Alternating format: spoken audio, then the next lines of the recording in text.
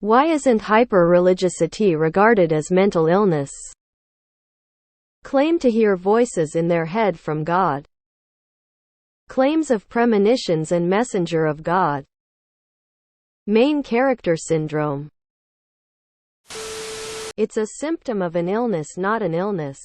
The actual illness is hallucinations, delusions of grandeur, which don't need to be specifically about religion.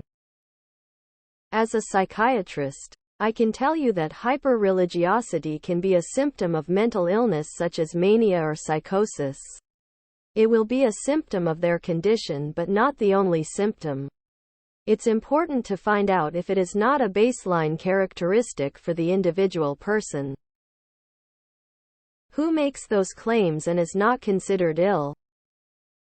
Religiosity isn't a mental illness because it's so prevalent in the human experience, and to some people, it's integral. That being said, spiritual psychosis is a thing.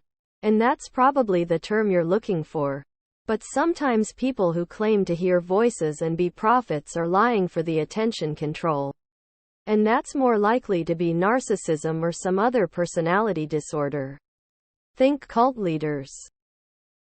Delusional disorder, previously known as paranoid disorder, is a type of serious mental illness that causes a person to have delusions, which are unshakable beliefs in something that isn't true or based on reality. It is by me. It is by me. Some have a higher tolerance for BS than I do. I would personally regard them as mentally ill. My aunt is a Jehovah's Witness. Her children fucked up in their lives and because of that she was outcast. I don't understand why.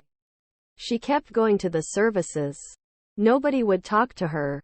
Years later I heard she was pardoned and she was able to socialize with her congregation.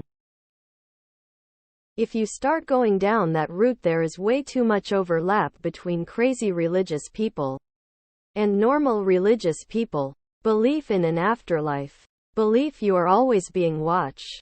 Talking to an imaginary friend. Hating people based on a self-help book written by people who believed in killing children for disobedience. Mutilating genitals of children. Where do you draw the line? Because psychiatry as a profession literally had to carve out exceptions for religion when making their definitions of mental disorders. So with mental illness causing hyper-religiosity, I'm pretty sure they would be looking for something like bipolar disorder or another illness that can lead to displays of hyper-religiosity. Mental illnesses are characterized by their ability to keep people from living a normal life. I may think that people who find spiders cute have a mental illness, but they are still capable of being functional people in society. Depending on specifics of how it presents, it can be a subtype of OCD in addition to potentially psychosis, as others have said. For more information you can look up scrupulosity in relation to OCD. But of course the exact details of what they're exhibiting as well as how it's impacting their daily life all need to be taken into account. There is called scrupulosity. From PubMed. Scrupulosity is a psychological disorder primarily characterized by pathological guilt or obsession associated with moral or religious issues that is often accompanied by compulsive moral or religious observance and is highly distressing and maladaptive. Very common to see in some Catholics, as they'll go to confession an excessive amount of times, sometimes multiple a day. It can also combine with extreme feelings of righteousness. Added context. It is a symptom of schizophrenia. Oh boy, this one is popcorn worthy. Atheism is no different. You're still putting faith in something that you don't directly know to be true. Because it's not a mental illness. A lot of atheists, including myself, are former Christians. If you can change your mind, it's not a mental illness. It is on our ward. Well, I certainly regard it as such. Can't then those nutjobs seriously It should be. Ultra-religious people have serious problems because it has been normalized. The same reason that various forms of manipulation and abuse are overlooked. Because normal religiosity isn't regarded as mental illness. Start a clear-headed analysis there, and you'll soon realize that the entire concept of religion is utterly ridiculous. So why even bother trying to assign levels of ridiculousness to various forms of it? Religion is 100% mental illness. The APA just doesn't have the guts to come right out and say it. This is such an edgy Reddit why take. I do view them as mentally ill. Double standards. Main character syndrome isn't really recognized as a real thing IIRC. I mean, for all of us, we are our main character.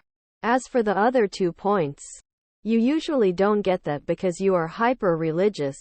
I've heard of a few cases of people who had some sort of disorder assigning different things from those disorders to be messages from God. Is it mental illness or cult? Different therapy. It's called fanaticism.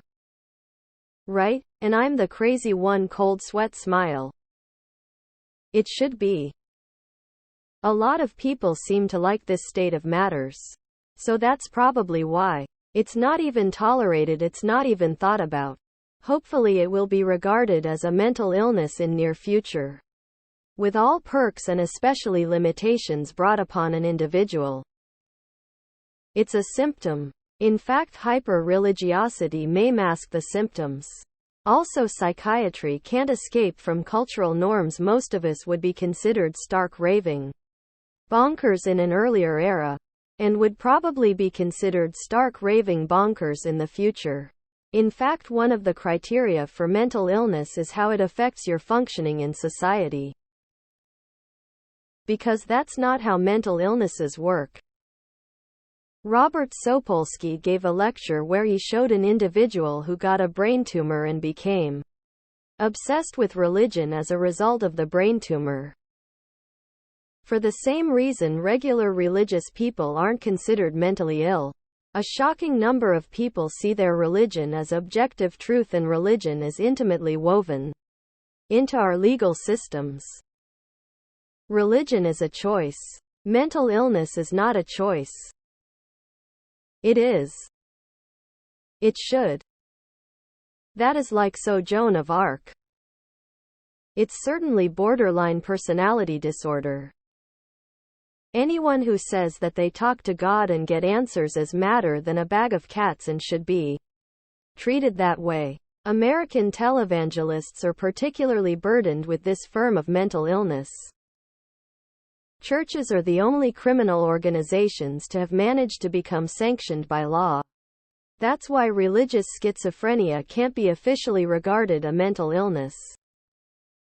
Hyper-religiosity is often regarded as a mental illness by those in the mental health profession.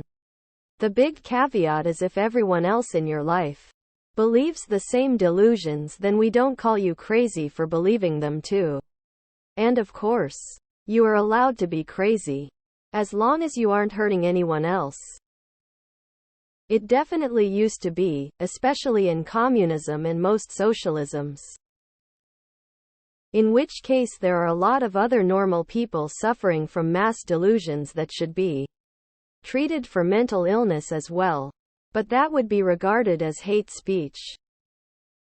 It 100 should be treated just as seriously as schizophrenia, as they are insanely similar.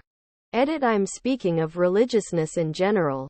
It is a mental illness to believe in a magic man in the sky. Because there's still too many of them. Because being religious is still mainstream at this point. We don't need religion. We need Jesus. People who are hyper-religious don't claim to hear voices in their head. You misunderstand what people mean when they say they feel God spoke to them. Because it is not. Next question. Mentally ill and willfully ignorant.